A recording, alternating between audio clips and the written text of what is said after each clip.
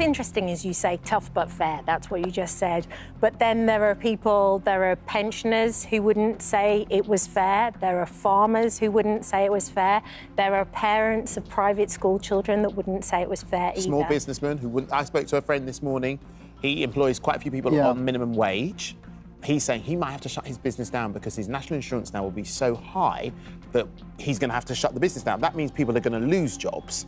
How do you balance this? You know, it feels like you still compete to pay Paul. Tough but You've got to look. You have to make decisions. At the end of the day, we inherited a broken economy. £22 billion was unaccounted for on the books, so we had to fill that black hole. At the same time, I knew we had to put money into the health service. We had to put money into our schools. And so you have to make choices. You can't do both. 3 million signatures, a 39% disapproval rate, and 16 foreign trips in just 5 months. These numbers are more than mere statistics. They indicate a significant crisis during Keir Starmer's leadership. In light of this troubling backdrop, he has once again taken a step that has sparked intense debate. If we can't trust him now, how can we expect him to be reliable in the future? I have information that you won't want to overlook, as it could alter your understanding of the current situation. Keir Starmer, once hailed as the rising star of British politics, became a beacon of hope and expectation when he took the helm of the Labour Party.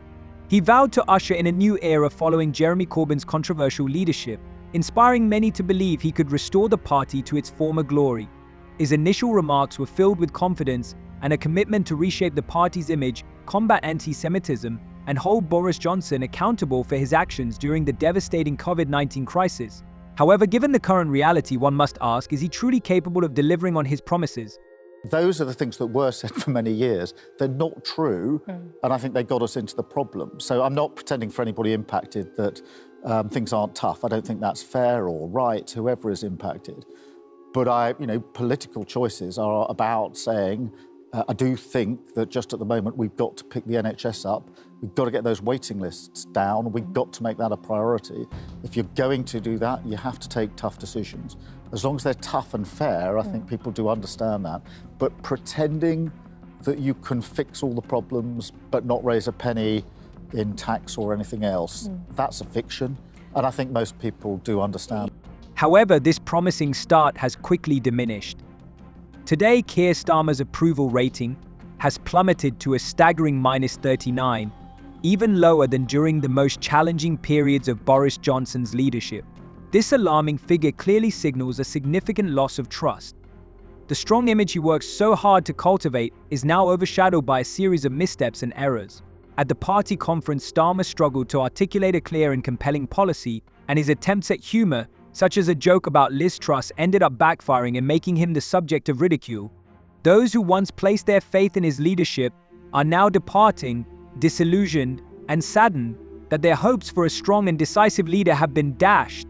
What has caused this swift decline? It may stem from inconsistent policy shifts and a failure to capitalize on the scandals plaguing the Conservative Party. However, the primary issue appears to be a lack of strategic vision and trust. The numbers speak for themselves. A -39 rating is not merely a sign of mild discontent. It is a desperate plea portion of the population weary of uncertainty and disappointment. These figures reflect unfulfilled promises, abrupt policy changes, and a growing rift within the Labour Party that jeopardizes its future. Are you now feeling the pressure? Because I think there's a petition that's currently Your approval online ratings have dropped. 1.9 people who want the election to go again. It's now is over it 2 million now? It's now just over 2 million. Do you feel the pressure? Look, I remind myself that very many people didn't vote Labour at the last election. I'm not surprised that many of them want a rerun. That isn't how our system works. There would be plenty of people who didn't want us in the first place. What I focus on is the decisions that I have to make. Rather than confronting reality head-on and working to bridge the divide, Starmer has opted to ignore it altogether. Nearly 3 million people have signed a petition calling for new general elections, an astonishing number that surpasses the population of many countries. Signatures are pouring in from across the nation, representing individuals from all walks of life, not just former Labour supporters. People are signing not for party loyalty, but because they feel betrayed and misled. A farmer from Yorkshire is outraged that Starmer, who once vowed to support rural communities, is now advocating for an inheritance tax that jeopardizes the future of family farms. A teacher in Manchester laments that promises to enhance education have proven to be mere empty rhetoric, with conditions worsening instead. This dissatisfaction extends beyond Labour voters. Even those who previously supported the Conservative Party or the Liberal Democrats, as well as individuals who typically remain apathetic toward politics, are beginning to voice their concerns. This is not merely a political issue, it represents a genuine crisis of trust. In the meantime, Starmer dismissed the petition, alleging it was rife with forged signatures and influenced by foreign entities, which only exacerbates the situation. This wave of discontent will be difficult to quell. The British public is no longer willing to tolerate indifference or arrogance. Mr. Speaker, he's not fixing any foundations, he's making everything worse. The whole House would have heard him refuse to repeat the Chancellor's pledge, a pledge as worthless as the manifesto promises that he's talking about.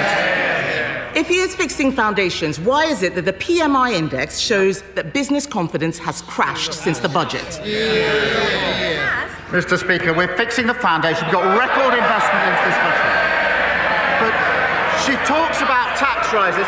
Mr. Speaker, 2 weeks ago, she stood there and said that she wanted all the investment, all the benefits of the budget, but she didn't know how she was going to pay. Starmer's shift from a beacon of hope to a focal point of discontent serves as a stark reminder of his failure to fulfill the promises that once inspired so many. Pledges to support family businesses and safeguard rural communities now ring hollow, laden with hypocrisy. His proposed inheritance tax threatens the very existence of established farms, prompting thousands of farmers filled with anger and a sense of betrayal to march on Westminster in search of justice. Frustration is also mounting within the Labour Party, with one member openly declaring that the current policies bear no resemblance to the ideals they once championed. Yet Starmer's team remains resolutely committed to the principle of financial responsibility, seemingly oblivious to the real-world impact of their decisions on society. Always good to have you with us. Have you signed the petition yourself? I have indeed, and I'm promoting the petition. And there's a good reason for that. I think this shows that Keir Starmer is in a really difficult position. Everybody knows how petitions work and how we elect governments and all the rest of it. But what it is showing is that there's real discontent in terms of the fact that Keir Starmer lied in the run-up to the general election, won votes, got elected on the basis of a series of lies, and then once he's got in power, he's done the absolute opposite, and people are extremely unhappy about it. As discontent continues to rise, Keir Starmer remains unable to present a clear plan to rebuild trust, leaving the public in a state of confusion and despair. The statistics are telling, and the populace is growing increasingly impatient, eager for change. His future will undoubtedly become more challenging if he fails to take decisive action. It's difficult to identify a single campaign promise from Starmer that hasn't been altered or forgotten. The number of unfulfilled commitments has reached an unacceptable level, and his apparent indifference to the public's mounting frustration only serves to intensify anger and discontent.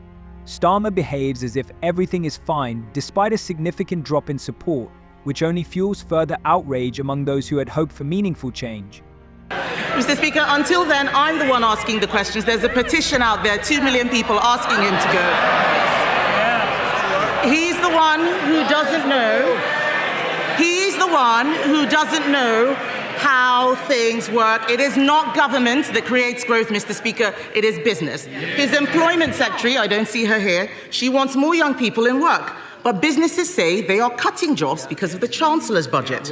His Deputy Prime Minister, she is not here. Her employment rights bill will stop businesses hiring. That's what they say.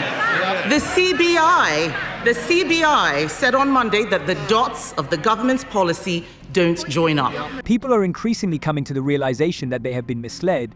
What is most infuriating is his pretense that he never made any commitments, a behavior that quickly erodes trust. His proposal to alter the inheritance tax was merely the start of his disorganized domestic policy. On the international front, his actions are even more disappointing. At a time when the country is grappling with a serious crisis, Starmer chose to spend his time traveling abroad rather than addressing urgent issues. In just 5 months, he has taken 16 trips overseas. Meanwhile, the cost of living continues to rise, the National Health Service is on the brink of collapse, and a petition calling for his resignation is amassing millions of signatures. What are your thoughts on this video? Share your opinions in the comments. See you later.